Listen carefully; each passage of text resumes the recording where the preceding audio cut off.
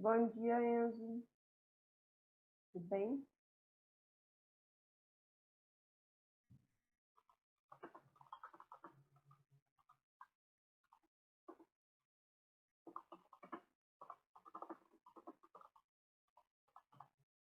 Bom dia, Felipe.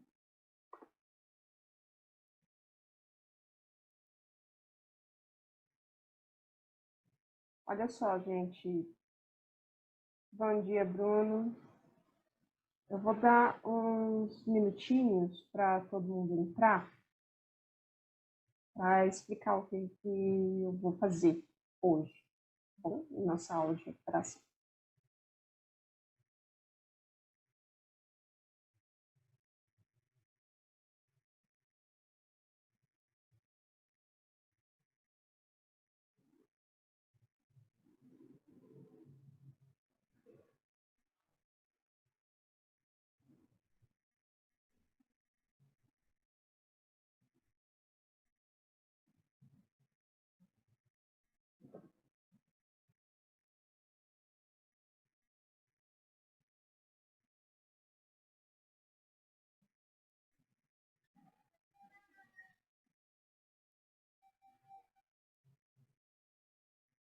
Bom dia, Maurício.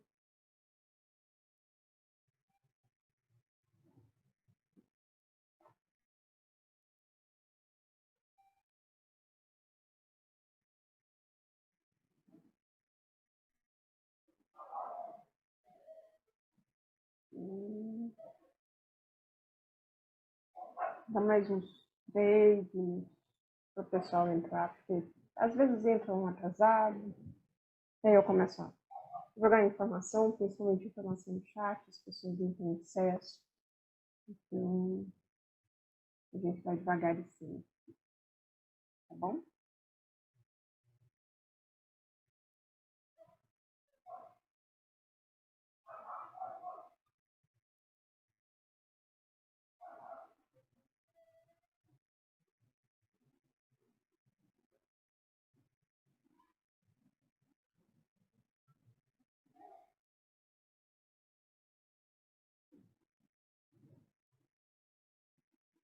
Bom dia, Arthur.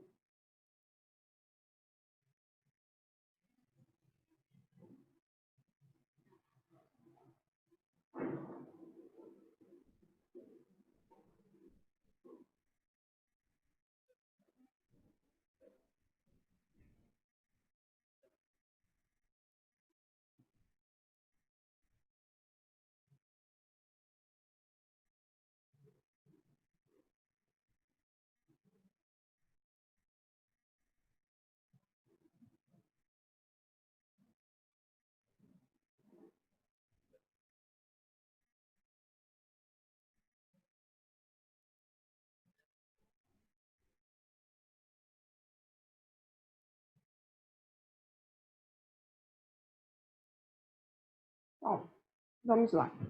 Hoje a gente vai continuar. A gente vai iniciar a nossa recuperação em arte. E, para isso, elaborei uma lista de atividades com os conteúdos contemplados para fazer a nossa recuperação e que eu deixei na ementa. Bom dia, Luiz Marcelo.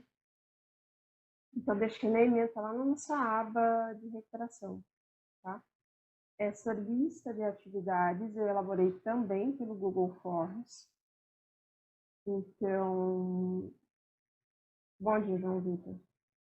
Eu vou colocar o link dessa lista aqui, agora, no chat.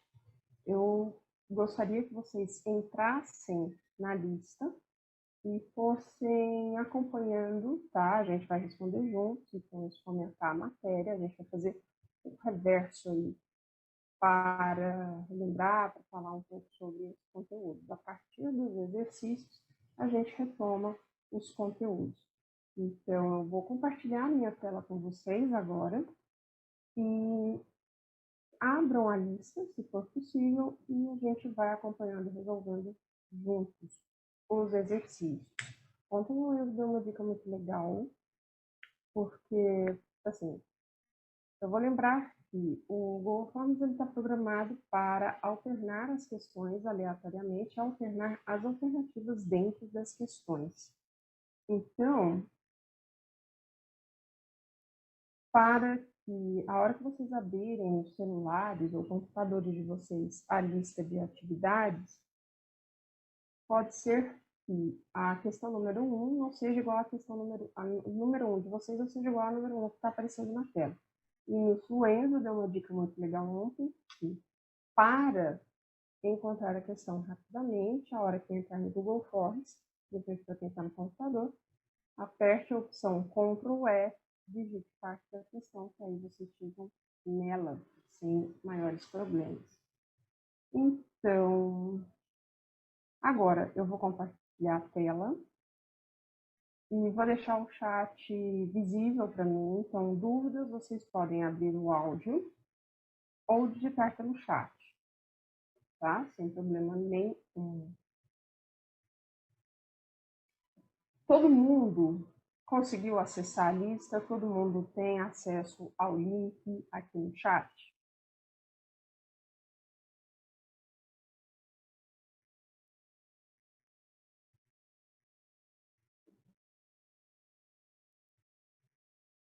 Qualquer coisa, se não tiver, sinaliza por aqui, tá bom? Olha só, lista de revisão, todos os itens que compõem a lista, eles são obrigatórios para responder. Então, podemos responder da maneira que a gente tem que responder, tá? A primeira questão pede para observar as imagens que estão ou que se referem à Basílica San Vitale, que fica em Ravenna, na Itália. Aqui... Professora? Oi. Desculpa. Tem como a senhora mandar no chat de novo? Porque eu não estou conseguindo ver por aqui. Tá, posso sim. Obrigado.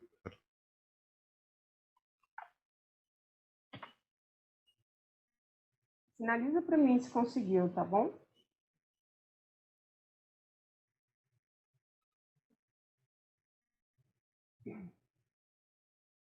Bom, e aí a gente tem um pequeno texto, né, que acompanha, falando sobre a Basílica de San Vitale, que ela é a obra arquitetônica mais conhecida de Ravenna, que fica na Itália, devido aos mosaicos de arte bizantina. Também é considerada um patrimônio cultural da humanidade pela Unesco, e ela começou a ser construída em 525 por ordem do bispo Eclésio e foi concluída em 548, já sob o domínio bizantino. Não se sabe quem foi o arquiteto responsável pela basílica, mas ela combina elementos romanos e bizantinos. Tem um desenho octogonal e mosaicos espetaculares no seu interior, que representam sacrifícios do Velho Testamento e retratos de 4 evangelistas. Seu valor é enorme por ser o único grande templo bizantino que permanece intacto até os dias de hoje. Bom, isso são algumas informações sobre estas imagens. E o que é interessante a gente perceber? Que nós estamos falando de arte bizantina, e esse conteúdo, a gente falou sobre ele no terceiro bimestre. Tá? O que vem a ser exatamente a arte bizantina? A gente tem que lembrar que quando o Império Romano se dividiu o Império Romano do Ocidente e o Império Romano do Oriente. O Império Romano do Ocidente, ele tinha a capital em Roma. Já o Império Romano do Oriente, a sua capital era Constantinopla, que foi construída sobre as ruínas da antiga colônia grega de Bizâncio. Quando o Império Romano do Ocidente cai em 476, ok, a gente tem todo aquele processo de ruralização, de feudalização da Europa, mas o Império Romano do Oriente continua lá, belo, forte, lindo, como se nada tivesse acontecido. Brincadeira. Mas é mais ou menos assim. E nesse processo, para ele continuar existindo, que ele vai continuar existindo aí por mais 1000 anos, literalmente, tá? Ele se transforma. É aí que ele vira ao invés de ser Império Romano do Oriente, ele se transforma em Império Bizantino, em referência à sua capital, que foi construída em cima dessa colônia grega. Tá? Entre os imperadores que fizeram parte, né, que, enfim, foram imperadores deste império, Justiniano, tá? Ele foi um dos mais conhecidos. Até porque o auge político e econômico é considerado por alguns historiadores ou por parte da história como sendo o governo de Justiniano. Ele, dentre algumas políticas desenvolvidas, ele tinha uma política expansionista e de retorno à origem, né, da grandiosidade do império. E nesse período aí, 530, 540, tá? Ele executou uma política de expansão para a retomada dos territórios que faziam parte do antigo Império Romano. Ele tentou, de certa forma, restaurar a grandeza do Império Romano, só que dessa vez sob controle bizantino. E é por isso que, ao invadir a Península Itálica através da cidade de Ravenna, se tem tantos mosaicos, tantas construções que fazem referência à arte bizantina. Existem outros templos bizantinos ainda existentes, que ainda existem, ainda estão de pé? Sim. Tá? Um desses exemplos, inclusive, é a Catedral de Hagia Sophia, ou Hagia Sofia, que fica na própria Istambul. Tá? Ela foi erguida também no período justiniano, e em 1930, se não me engano, ela foi transformada em um museu pelo então presidente turco. E nesse museu se tinha um espaço, né, de circulação para as pessoas visitarem, conhecer, ver como é a construção, enfim. No material que eu deixei para vocês e também na nossa apostila de arte, tem informações sobre esse templo. Porém, esse ano, ela perdeu esse caráter, esse status de museu, e aí aberto ao público, e foi transformada pelo presidente turco, pelo atual presidente turco, de sobrenome Erdogan, em uma mesquita muçulmana, tá? A gente tem que lembrar que a Turquia é um país muçulmano. Bom, dentro dessas informações, olha só, nós temos um comando aqui que diz: sobre a arte bizantina expressa no mosaico apresentado, pode-se afirmar que todos os personagens são representados da mesma forma e obedecem a convenções rígidas de posicionamento e modos de representação. Os personagens bíblicos devem ser retratados com maior destaque e obedecem à lei da frontalidade. Por isso são representados aureolados e com postura rígida. Procura retratar os personagens bíblicos com a cabeça aureolada em posição que demonstre movimento diferentemente das personalidades oficiais do Império. A preservação desses mosaicos é devida à localização geográfica diferenciada, pois diversas igrejas bizantinas tiveram mosaicos destruídos no século IX por causa do movimento iconoclástico. Cristo é representado com uma série de convenções estabelecidas. Uma delas é a lei da frontalidade, que é apresentada de maneira rígida e frontal para a veneração do observador. Ora, o que vai estar certo aqui? Primeiro a gente tem que ver o que a imagem mostra. Tá?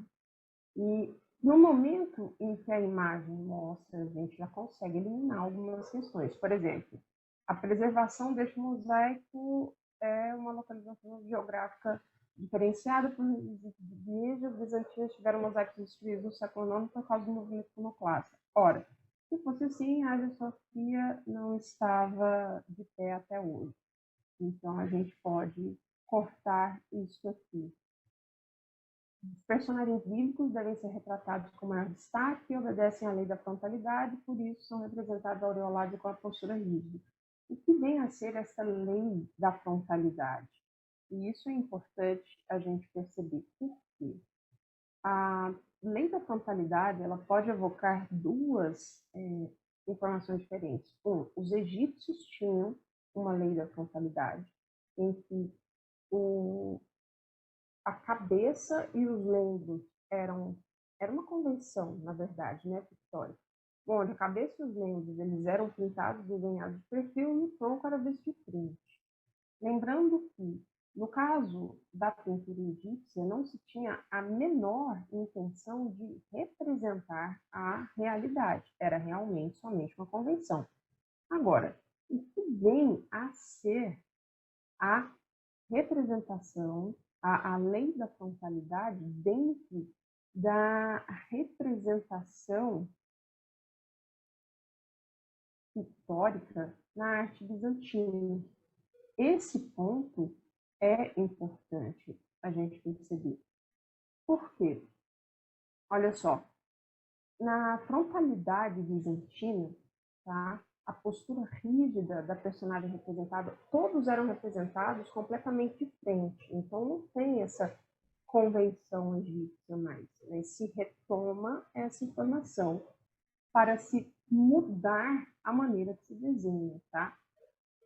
Eles eram colocados de frente, tinha-se uma postura rígida, e a personagem, através dessa postura rígida, pomposa, majestosa, tá, de frente para o observador, procurava fazer com que o observador dessa imagem tivesse uma atitude de admiração e respeito por essas pessoas, né, por aqueles que estavam sendo retratados. Dá para perceber essa diferença? Ou não? Tá tudo bem. Bom, a gente tem que ver também quem que está aqui sendo representado. A imagem está um pouco pequena, né? Mas dá para a gente perceber que é isso, tá? Todos os personagens são representados da mesma forma? Não, porque existem categorias dentro da pintura e da representação bizantina, tá? E onde que essas categorias são colocadas? Depende do grau de importância da pessoa, tá? E a gente tem uma junção aí entre os nobres imperadores, né, principalmente, e essa imagem divina. Então, volta e meia, nós vemos, por exemplo, imperadores sendo colocados com símbolos religiosos, pode ser uma postura majestosa, mas também com as cabeças aureoladas, e as figuras religiosas importantes, como Cristo, Maria e tudo mais, dividindo os mesmos aspectos, tá, dessa majestade, como se eles fossem imperadores encarnados. Então, se cria aí uma ilusão de que essa alta cúpula dirigente governamental, ela é divina, ela é de uma ordem divina. E aí, onde não se contesta também o seu valor, a sua importância para o império. Tá? É bom a gente pensar nesses detalhes. Então, essa aqui não tem como ser, né? Porque quanto menos importante você é, menos ao centro da imagem você vai estar. Menos ao centro, mais nas laterais ou mais atrás também, dependendo do grande número de pessoas. Os personagens bíblicos devem ser retratados com maior destaque, e obedecem à lei da frontalidade, por isso são representados aureolados. Olha, a gente falou que não são só os personagens bíblicos, mas também as figuras do governo que são consideradas importantes para os imperadores. E aí a gente tem os mosaicos de Justiniano e de Teodora para mostrar isso para vocês, da Imperatriz Teodora. Procura retratar os personagens bíblicos com a cabeça aureolada em posição que demonstre movimento. Não. Na verdade, a arte bizantina, a pintura, os mosaicos, eles vão trabalhar com posições paradas, posições fixas, tá? Não vai ter aí essa importância dada ao movimento. Essa aqui a gente já cortou, então vem para a última questão, para a última alternativa, que é Cristo é representado com uma série de convenções estabelecidas. Uma delas é a lei da frontalidade, em que é apresentado de maneira rígida e frontal para a veneração do observador. Dúvidas aqui, gente? Vão escrevendo aí no chat, tá bom? E assim, nós passamos para a próxima questão, que mostra aqui, pede para a gente observar a imagem, e a imagem colocada é uma janela da Catedral de Chartres, na França, e que foi construída no século XIII. Professora, licença. Todo. Eu tive que sair por quando estavam ligando para mim. Qual foi a resolução da questão anterior? Tá. Só um minuto. Professora, essa aula aqui, ela vai estar gravada para depois ver lá no site? Esta aula, ela vai estar gravada para depois rever no site? Vai estar gravada. E essa atividade do link, até que dia pode entregar? A gente vai continuar resolvendo esse link na semana que vem, porque são muitas questões, tá? E aí, o que eu não sei se vocês pegaram ontem a pergunta do Leonardo em relação ao link de atividades. Eu gostaria que vocês começassem a fazer esse estudo da maneira como a gente está fazendo. Só que, ao invés de marcar o link aleatoriamente, peguem o caderno de vocês e vão anotando as questões e as respostas que vocês chegam antes de transpor isso para o link. Por quê? São pelo menos, deixa eu dar uma olhada aqui, quantas questões que eu coloquei para vocês?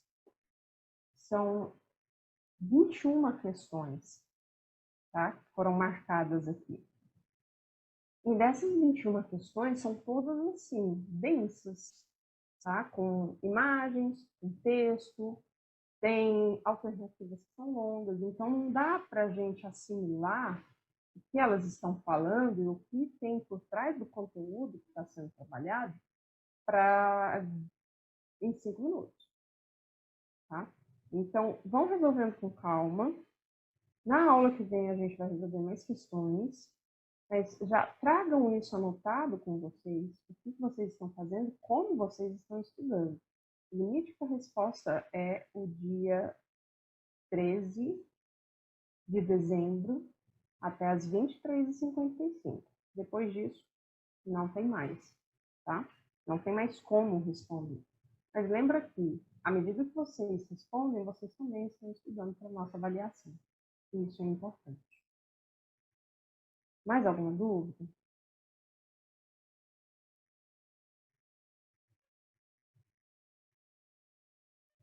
Sobre a gravação da aula, ela vai ficar gravada, eu vou colocar na aba biblioteca da nossa sala, tá? Porém, eu vou tentar fazer isso o mais rápido possível, porém, devido ao grande volume de trabalho, tá? Principalmente nessa última semana na coordenação, eu não consegui. Ontem eu consegui tirar as aulas da nuvem, mas eu ainda não consegui jogar no YouTube. Então, amanhã, no máximo sexta, eu disponibilizo na biblioteca para todo mundo, tá bom? Ok, professora. Só isso mesmo. Então, tá. Ok, vamos voltar à questão. Estávamos falando da janela da Catedral de Chartres, século XIII.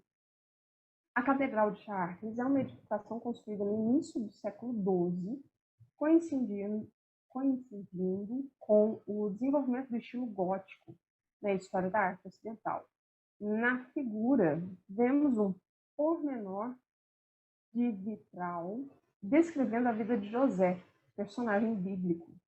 O vitral passa a ser utilizado a partir dessa época, graças a uma nova arquitetura.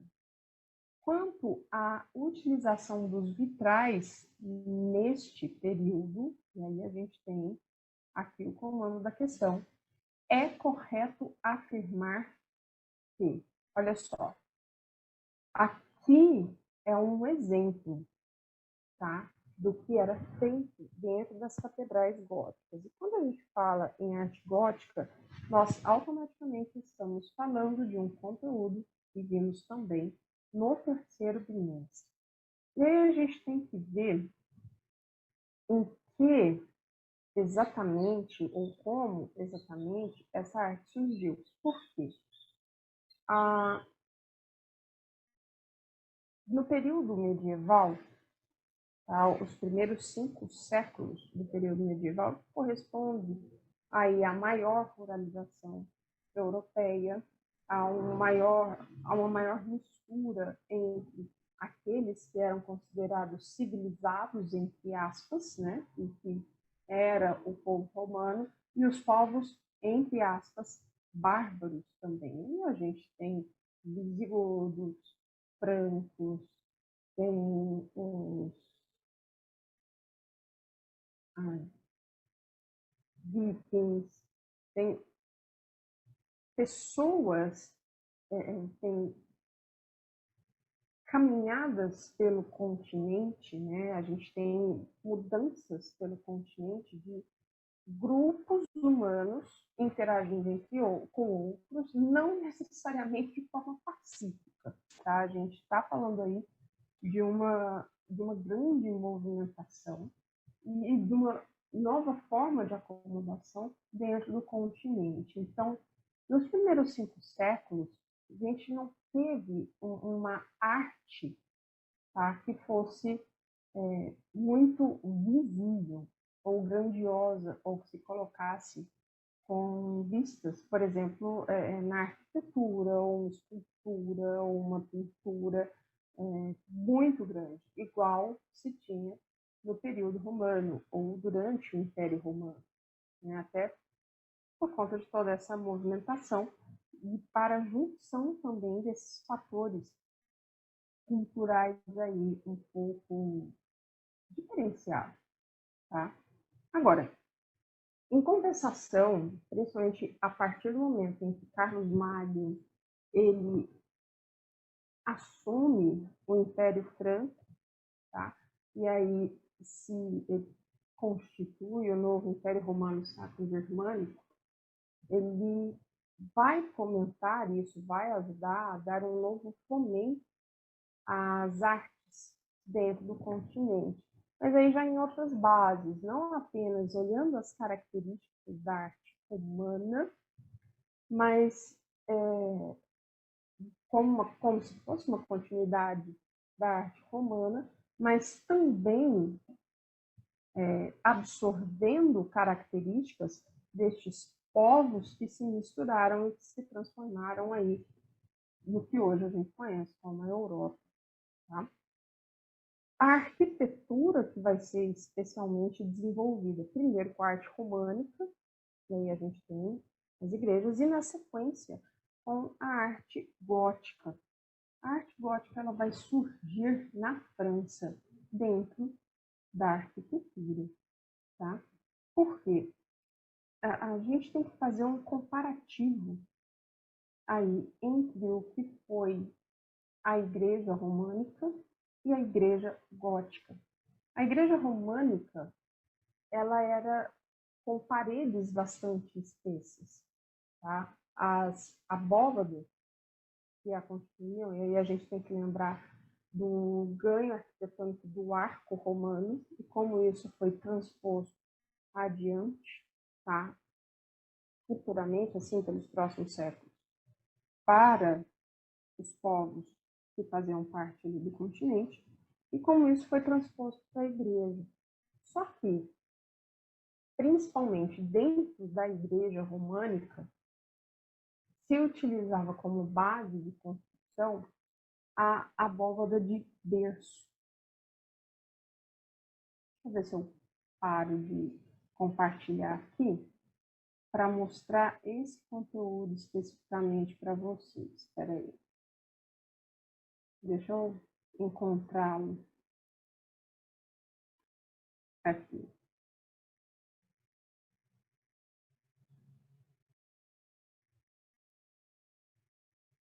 Nossa.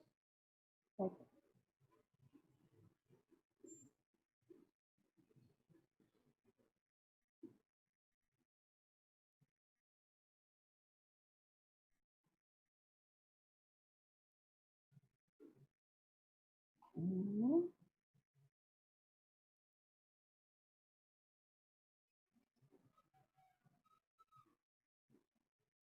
Uhum. Agora sim. Aqui. Olha só. Dentro das construções das igrejas, a gente vai ter mais ou menos essa planta baixa, tá? Onde eu tenho uma nave central, onde eu tenho a entrada com nápites, onde eu tenho as torres da entrada e aqui, tá? É a área de circulação ao lado da nave para não atrapalhar aqueles que estavam interessados na missa. Grande parte dessas igrejas se transformou em lugar de peregrinação ainda durante esse período, né, da arquitetura românica no continente, e vem do termo romano mesmo. E essas igrejas, elas tinham o formato de cruz, da maneira como está desenhado. Então, aqui eu tenho a nave central forma a haste principal e o transepto está aqui marcado em verde, né, ou os braços da cruz. E o cruzeiro é justamente o encontro da base com o transepto e onde aqui geralmente tinha alguma torre, né? Aqui onde fica o coro, o deambulatório, a área onde as pessoas caminham, capelas aqui onde tinham imagens e relíquias sagradas, né? Principalmente, por isso que elas se tornam locais de peregrinação, e a abside, tá? Lembra que essa característica das igrejas desse formato de cruz, ele também vai passar para o estilo gótico, e a gente já vai chegar lá. Agora, aqui, para as construções, a abóbada romana, ela vai ser reutilizada aqui, que são o quê? Pilares maciços, tá? Construídas, são arcos com pilares maciços. E aqui elas se fecham, né? Fazendo a parede. Aqui, no caso, é o arco de Tito, em Roma, que foi construído como um estilo de abóbada que é chamado de abóbada de berço. Então, temos aí diferentes tipos. O primeiro, que é a abóbada de berço, que é o exemplo do arco de Tito passado, é que ele é um semicírculo, um arco pleno, tá? Que é ampliado lateralmente pelas paredes. E a gente tem algumas desvantagens, né? Porque o excesso de peso do teto de alvenaria poderia causar desabamentos, a luminosidade interna da fraca, abrir grandes vãos para a entrada de luz. Aqui, se eu abrisse uma parede muito larga, um buraco muito largo para entrar a luz, podia enfraquecer as paredes e aumentar o risco de desabamento aqui do teto. Uma outra possibilidade surgida foi a abóbada de aresta, que é a intersecção em ângulo reto de duas abóbadas de berço apoiadas sobre pilares. Aí eu não tenho mais essa parede grossa aqui da abóbada de berço, tá? E aí, como característica, se exige um plano quadrado de apoio, e o que causou a divisão da nave central em setores quadrados e tornou as plantas das igrejas românicas mais compactas. E como vantagem, se obteve a obtenção de maior leveza e iluminação interna. Aqui, só para vocês terem uma olhada, a observação da fachada da Badia de Saint-Pierre, em Montsagne, na França. E se tem a sensação com essa igreja de solidez, repouso, braços adolescentes, circulares e grossos pilares que anulam a impressão de esforço e tensão.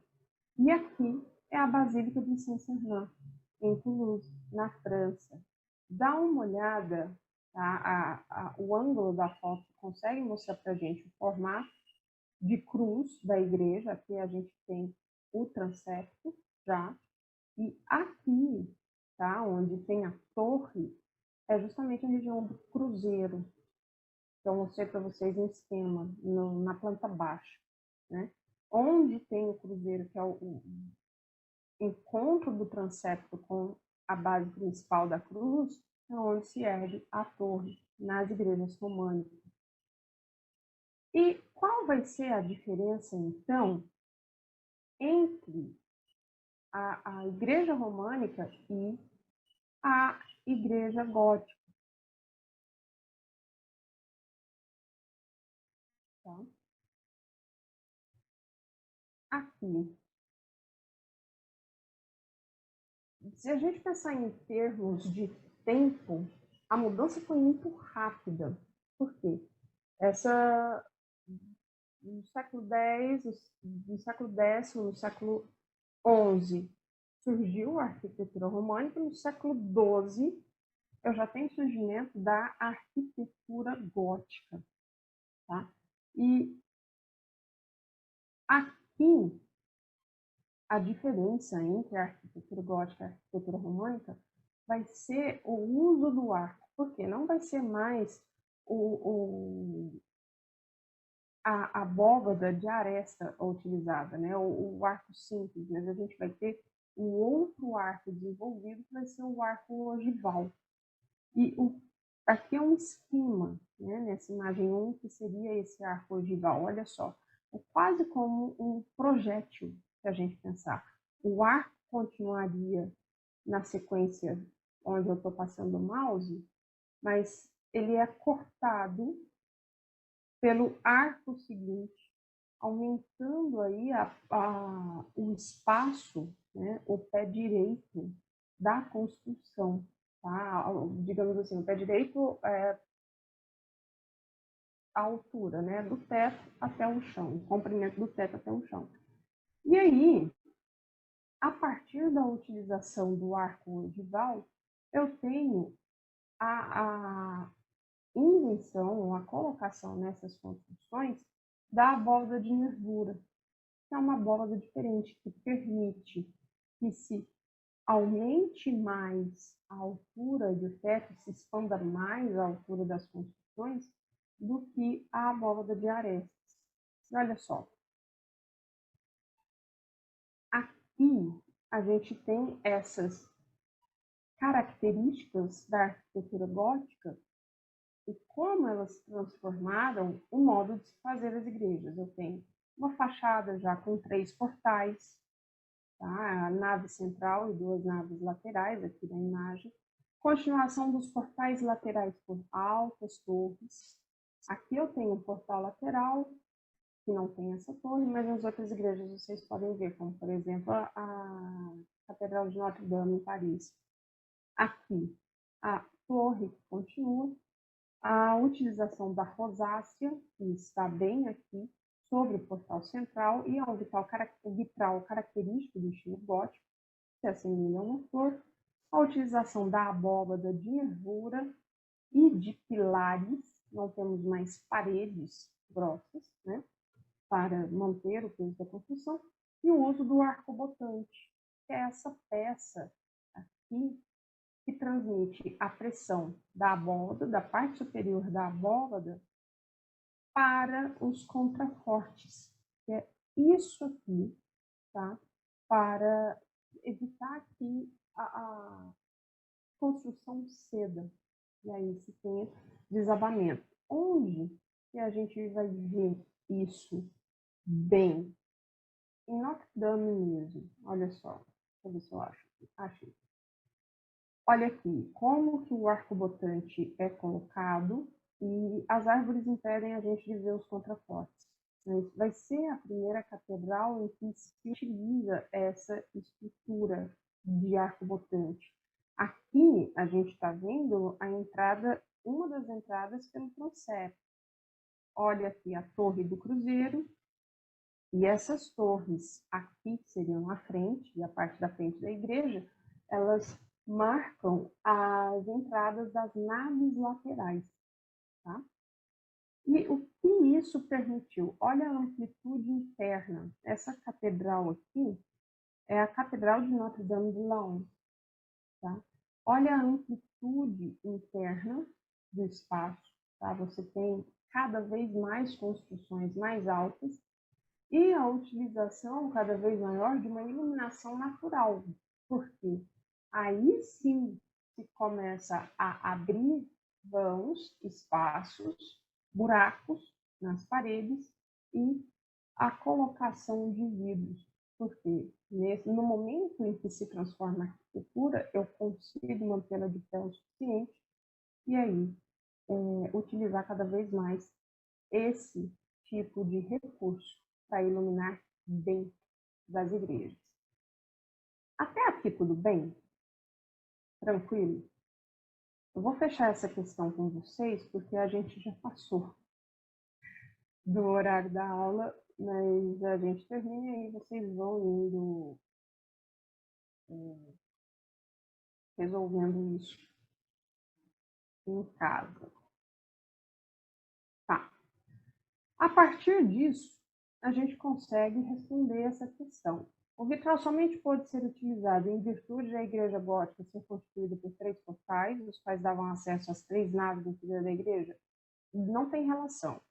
A volta de nervuras, que deixa visíveis os arcos ogivais e formam sua estrutura, constitui um aspecto arquitetônico muito importante que permitiu a utilização das técnicas dos vitrais. O emprego do arco permitiu a construção de igrejas mais altas. A partir dessa técnica, houve uma substituição do suporte de apoio pelos vidros coloridos, chamados vitrais. A utilização dos vitrais foi possível em virtude da substituição das paredes finas por paredes grossas, e os vitrais encareciam as construções, pois a produção das imagens era feita em Murano, na Itália, cidade especializada na produção de vidros, cuja produção artística era extremamente influenciada pelo Império Bizantino. A gente também não tem essa informação, embora tenha sido uma coisa assim, bem criativa, né? E aí, como que vocês colocariam essa questão?